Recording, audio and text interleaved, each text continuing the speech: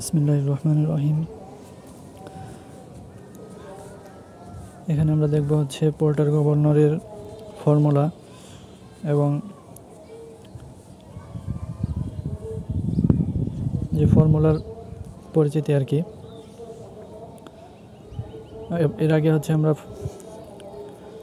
Porter গভর্নরের হচ্ছে concept দেখেছিলাম। এখানে যদি আমরা দেখি,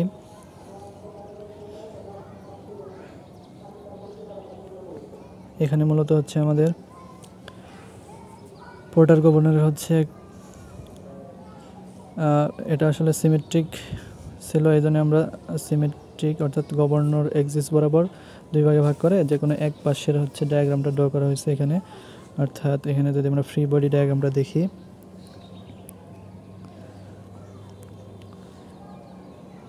এই হচ্ছে আমাদের গভর্নর এক্সিস, অর্থাৎ এই গভর্নর এক্সিসকে কেন্দ্র করে হচ্ছে আমাদের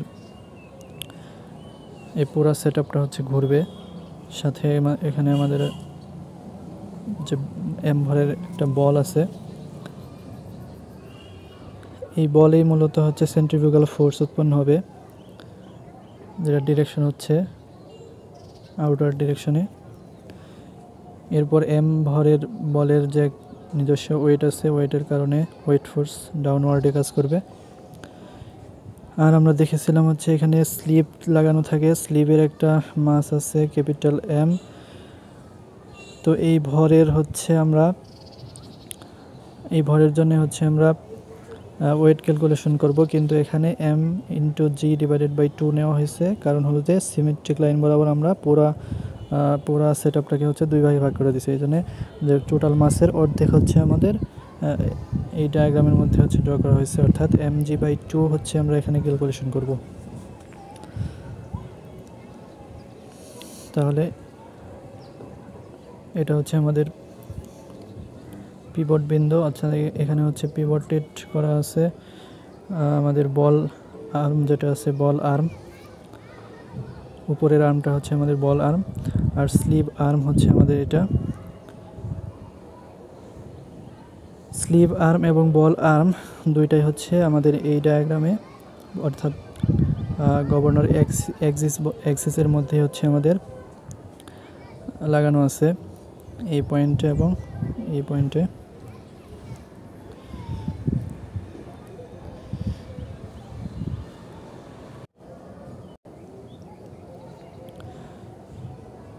আর এখানে বল আর্ম হচ্ছে গভর্নর এক্সিসের সাথে,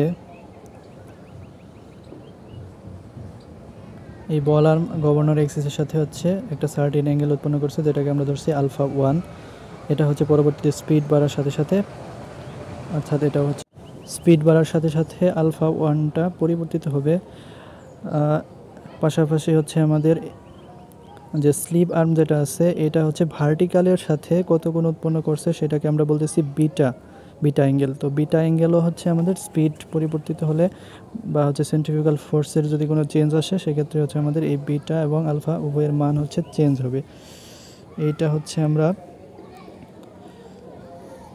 সেকেন্ড যে ডায়াগ্রামটা আছে এখানে যদি খেয়াল করি তাহলে বুঝতে পারবো যে এইখানে হচ্ছে আমাদের স্পিড অর্থাৎ আগের তুলনায় বেড়ে গেছে, অর্থাৎ বলটা একটু উপরে উঠে গেছে, এই অবস্থায় দেখানো হয়েছে।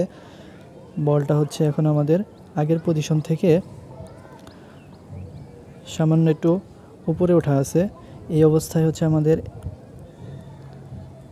যে অ্যাঙ্গেল, অর্থাৎ বল আর্মের সাথে যে অ্যাঙ্গেল, সেটা হচ্ছে আমার আলফা 2 এবং পরিবর্তিত আমাদের স্লিভ আর্মের সাথে ভার্টিক্যাল এক্সিসের উৎপন্ন কোণ হচ্ছে বিটা 2। এই ছিল মোটামুটি এখানে ফ্রি বডি ডায়াগ্রামের উল্লেখযোগ্য বিষয়। আর এখানে আমাদের আরেকটা জিনিস বাকি আছে, সেটা হলো যে অর্থাৎ এই বলটা হচ্ছে আমাদের এই পিভট পয়েন্ট থেকে, যে আপার পিভট যে পয়েন্টটা আছে, এই পয়েন্ট থেকে হচ্ছে আমাদের এই বলটা আসলে কত ডিস্টেন্সে আছে, এই দূরত্বটাকে বলতেছি আমরা এইচ। অর্থাৎ যেখানে হচ্ছে আমাদের বল আর্মটা পিভট করা আছে, ওই পয়েন্ট থেকে বলটা যে পজিশনে রোটেট করতেছে সেই পজিশনে পর্যন্ত আমাদের যে রৈখিক দূরত্ব, অর্থাৎ সরল রৈখিক যে ডিস্টেন্স, এই ডিস্টেন্সটাকে আমরা বলতেছি হচ্ছে হেইজ, অর্থাৎ এই হেইজও হচ্ছে আমাদের স্পিডের সাথে সাথে পরিবর্তিত হবে। অর্থাৎ আগে ছিল আমাদের হেইজ 1, এখানে হচ্ছে আমাদের ছিল হেইজ 1, আর এখন আমাদের হয়ে গেছে হচ্ছে হেইজ 2। অর্থাৎ স্পিড যত বাড়বে পিভট পয়েন্ট থেকে আমাদের এই বলের হচ্ছে ডিস্টেন্সটা কমে যাবে। অর্থাৎ স্পিড কম থাকলে এই হাইটটা হচ্ছে বেশি থাকে, আর স্পিড যখন বেড়ে যায় তখন হচ্ছে এই হাইটটা হচ্ছে কমে যায়। অর্থাৎ হেইজ 1টা হচ্ছে বড় ছিল যখন স্পিড কম ছিল, আর হেইজ 2টা হচ্ছে কমে গেছে, অর্থাৎ আমাদের বলটা উপরে উঠে গেছে, আলটিমেটলি পিভট পয়েন্ট থেকে তার ডিস্টেন্সটা কমে গেছে। আচ্ছা, এবার হচ্ছে আমরা দেখব ম্যাথ করার ক্ষেত্রে যে সব ফর্মুলা হচ্ছে আমাদের ইউজ করতে হবে সেগুলো একটু দেখি। এখানে আমাদের 1 নাম্বার যেটা আছে, ফার্স্ট যেটা আছে এটা হচ্ছে আমাদের স্পিড ক্যালকুলেশন করার সূত্র। এখানে আমরা এটাকে দুইভাবে প্রকাশ করতে পারি। একটা হলো যে আমরা যদি রেডিয়ান পার সেকেন্ডে স্পিড ক্যালকুলেশন করি সেক্ষেত্রে হচ্ছে আমাদের ওমেগা স্কোয়ার ইকুয়াল টু লিখতে হবে হচ্ছে m plus m/2 divided by m+m/2 into 1 + q divided by m into হচ্ছে g/h, অর্থাৎ এই প্রথম ফর্মুলাটা। আর যদি আমরা rpm এককে হচ্ছে স্পিড কাউন্ট করতে চাই তাহলে সরাসরি n স্কোয়ার ইকুয়াল টু হচ্ছে আমরা লিখব m+m/2 into 1 + q divided by m into হচ্ছে 895 ডিভাইডেড বাই h। অর্থাৎ এই প্রশ্নটা কিন্তু ভালো করে মনে রাখতে হবে, 895 ডিভাইডেড বাই h এটা হচ্ছে আমরা কখন লিখব, যখন হচ্ছে আমরা rpm এককে অর্থাৎ স্পিডটা বের করব তখন সরাসরি এই সূত্রটা লিখলেই হবে, অথবা আমরা ওমেগা বের করে সেখান থেকে আমরা কনভার্ট করে দিলেও হবে, সমস্যা নাই। এরপর হচ্ছে আমাদের গুরুত্বপূর্ণ বিষয় হলো কিউ হচ্ছে একটা কনস্ট্যান্ট। এটা আসলে আমরা ইন্ট্রোডিউস করা হয়েছে, অর্থাৎ ফর্মুলা ডেরিভেশনের সময় এটা আসলে ইন্ট্রোডিউস করা হয়েছে। এইটা এখানে আমরা একটু মনে রাখি যে Q equal to 10 beta divided by 10 alpha, 10 beta divided by 10 alpha, অর্থাৎ কোনো একটা সার্টিন পজিশনে যে বিটা অ্যাঙ্গেল আছে এবং আলফা অ্যাঙ্গেল আছে তাদের ট্যানজেন্টের রেশিও, অর্থাৎ 10 বিটা ডিভাইডেড বাই 10 আলফা, এটা হচ্ছে আমাদের কিউ ওই সার্টিন পজিশনে। আর হচ্ছে 10 আলফা এটা আমরা কীভাবে বের করব, এটা হচ্ছে আমরা সমকোণী ত্রিভুজের মধ্যে সিম্পলি হচ্ছে ট্যানজেন্টের যে ফর্মুলা সেটা হচ্ছে ফেলবো, লম্ব বাই ভূমি, এটা লিখলেই হয়ে যাবে। যেমন এই ক্ষেত্রে যদি আমরা খেয়াল করি এখানে যে 10 আলফা লেখা হয়েছে সেটা মূলত এই আমরা আলফা 1-এর সাপেক্ষে যদি আমরা চিন্তা করি সেক্ষেত্রে আমরা এই অ্যাঙ্গেল লম্ব হচ্ছে আমাদের, অর্থাৎ বল থেকে এই গভর্নর এক্সিস পর্যন্ত ডিস্টেন্স, এটা হচ্ছে আমাদের r1, এখানে হচ্ছে r1 লেখা হয়েছে লম্ব হিসেবে, আর আমাদের বেস হচ্ছে তখন এইটা, অর্থাৎ হাইটটা হচ্ছে আমাদের তখন বেস। আর এখানে r1 ডিভাইডেড বাই h1 লেখা লাগবে ফার্স্ট, তারপর হচ্ছে আমরা সেই h1 যদি ডিরেক্টলি হচ্ছে বলা না থাকে, সাধারণত এটা বলা থাকবে না, আমরা হচ্ছে সেটা বের করতে পারবো। সেটা হলো যে √x² - r1², অর্থাৎ আমাদের অতিভুজটা জানা থাকবে। সাধারণত বলা থাকে যে বল আর্মের ডিস্টেন্স বা দৈর্ঘ্যটা হচ্ছে বলে দেওয়া থাকে, বল আর্মের দৈর্ঘ্যটা হচ্ছে বলে দেওয়া থাকে। সেই ক্ষেত্রে হচ্ছে আমরা এই যে আমরা যেটাকে এক্স দ্বারা ডিনোট করছি, এটা আসলে আমি ইচ্ছা করে ডিনোট করছি এক্স দ্বারা। তো এই এক্স হচ্ছে আমাদের অতিভুজ √অতিভুজ² মাইনাস লম্ব স্কোয়ার ইকুয়াল টু হচ্ছে আমাদের ভূমি স্কোয়ার। এরপর আমরা স্কোয়ার রুট করে দিয়ে ভূমিটা বের করে ফেলছি, আর সেই ভূমিটাই হচ্ছে এখানে h1, অর্থাৎ আলফা 1কে অ্যাঙ্গেল কনসিডার করলে আমাদের এই হাইটটা হচ্ছে মূলত ভূমি, আর এই রেডিয়াসটা হচ্ছে আমাদের বল যে পজিশনে আছে সেই রেডিয়াসটা হচ্ছে আমাদের লম্ব, অর্থাৎ tan আলফা ইকুয়াল টু লম্ব বাই ভূমি। এই সূত্রটা মূলত অ্যাপ্লাই করা হয়েছে।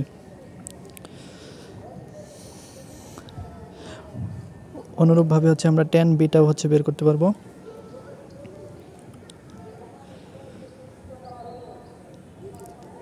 এরপরে আমরা যদি দেখি 3 নম্বরে যে ফর্মুলাটা লেখা আছে, এটা হচ্ছে মূলত যখন আমরা ফ্রিকশন ফোর্সটা অর্থাৎ স্লিপ যে আমাদের আছে, এখানে যে স্লিপ আছে স্লিপের যদি আমরা ফ্রিকশন ফোর্সটা কনসিডার করি সেই ক্ষেত্রে স্লিপের ফ্রিকশনের কারণে হচ্ছে আমাদের সূত্রে একটু চেঞ্জ আসবে। সেটা হলো এখানে এই 3 নম্বর ফর্মুলাতে লেখা আছে, এখানে চেঞ্জটা হলো যে অর্থাৎ সেকেন্ড স্টেপে আমরা যে এমটা লিখতাম তার সাথে হচ্ছে আসলে একটু mg +- f অর্থাৎ ফ্রিকশন ফোর্সটা হচ্ছে যোগ হবে। এখন এটা হচ্ছে প্লাস মাইনাস দেওয়া হয়েছে এই জন্য যে এটা একবার যোগ হবে একবার বিয়োগ হবে, অর্থাৎ কন্ডিশনটা হচ্ছে যখন হচ্ছে আমাদের স্লিপ মুভস আপওয়ার্ডস, অর্থাৎ স্লিপ যখন উপরের দিকে উঠবে সেই ক্ষেত্রে হচ্ছে আমাদের ফ্রিকশন ফোর্সটা অ্যাড হবে। আর আমরা যখন দেখব যে স্লিপ হচ্ছে নিচের দিকে নামতেছে সেই ক্ষেত্রে হচ্ছে আমাদের ফ্রিকশন ফোর্সটা মাইনাস হবে।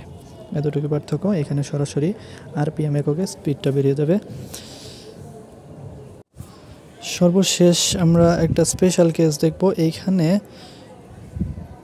অর্থাৎ কোশ্চেনে মাঝে মধ্যে বলা থাকে যে if sleeve arm is pivoted at some distance far from governor axis, অর্থাৎ এখানে মূলত স্লিপ আর্ম অর্থাৎ আমরা এই যে নিচের যে আর্মটা আছে এই আর্মটা হচ্ছে সরাসরি গভর্নর এক্সিসে পিভটেড অর্থাৎ কানেক্টেড না থেকে আমাদের সাম distance far from governor axis, অর্থাৎ বলে দেওয়া থাকে যে এত মিলিমিটার দূরে হচ্ছে আমাদের এই স্লিপ আর্মটা পিভট করা আছে।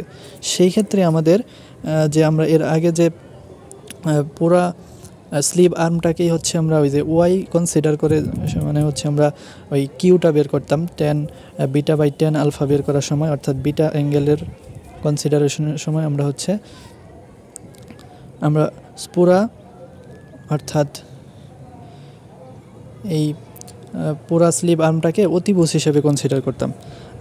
এই ক্ষেত্রে হচ্ছে আমাদের তার সাপেক্ষে হচ্ছে আমাদের ওই লম্বটা বেরিয়ে আসতো যে R1 আসতে হচ্ছে একদম গভর্নর এক্সিস থেকে, এই গভর্নর এক্সিস থেকে এই পর্যন্ত হচ্ছে আমাদের R1টা অর্থাৎ লম্বটা আসতো। কিন্তু এইখানে হচ্ছে আমাদের 10 বিটা বের করার ক্ষেত্রে যেই কেজে হচ্ছে বলা দেওয়া থাকবে যে সাম ডিস্টেন্স দূরে হচ্ছে স্লিপ আর্মটা কানেক্ট করা আছে, সেই ক্ষেত্রে একটু পরিবর্তন আসবে। সেটা হলো এরকম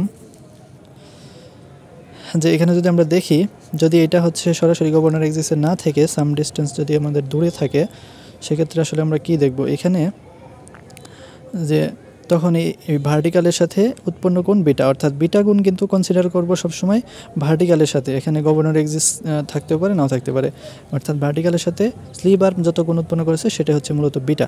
এখন এই বিটার সাপেক্ষে আমাকে 10 বিটাটা বের করতে হবে। 10 বিটা ইকুয়াল টু কী হবে লম্ব বাই ভূমি, তাহলে এটা যদি আমাদের বিটা অ্যাঙ্গেল হয় তার লম্ব হচ্ছে আমাদের এইটুকু, কিন্তু এইটুকু তো আসলে পুরা রেডিয়াসটা না, অর্থাৎ রেডিয়াস থেকে সামান্য কম। সেটা কতটুকু কম এই যে আমি এখানে এটা হচ্ছে আমি ইচ্ছা করে জেড দ্বারা ডিনোট করছি, এটা আসলে সাম একটা ভ্যালু দেওয়া থাকবে। তো ধরলাম জেড মিলিমিটার হচ্ছে এখানে দেওয়া আছে, তাহলে সে 8 থেকে হচ্ছে জেড মিলিমিটার বাদ দিলে যতটুকু থাকবে সেটাই হবে আমাদের লম্ব। অর্থাৎ বিটা অ্যাঙ্গেল যখন আমার এইটা তখন হচ্ছে আমাদের লম্বটা হচ্ছে একটু কমে যাবে, অর্থাৎ R - জেড হবে। আর একইভাবে হচ্ছে আমাদের বেসটা হবে তখন এইটা, অর্থাৎ বেসটাও তখন চেঞ্জ হবে √ওভার ওয়াই স্কোয়ার। ওয়াই হচ্ছে স্লিপ আর্মের দৈর্ঘ্য, ওয়াই স্কোয়ার মাইনাস অর্থাৎ R - জেড আমাদের লম্ব যেটা আছে লম্ব স্কোয়ার, অর্থাৎ অতিভুজ স্কোয়ার মাইনাস লম্ব স্কোয়ার। লম্ব হচ্ছে এখানে আমার R - জেড।